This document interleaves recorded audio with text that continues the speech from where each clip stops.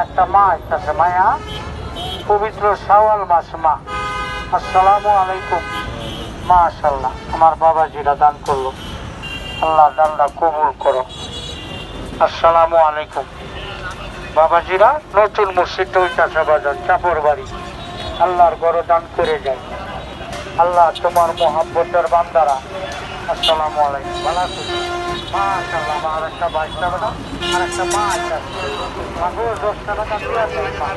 মাশাআল্লাহ বিসমিল্লাহির রহমানির রহিম। আল্লাহ আমার নামাজি মানুষ। আল্লাহ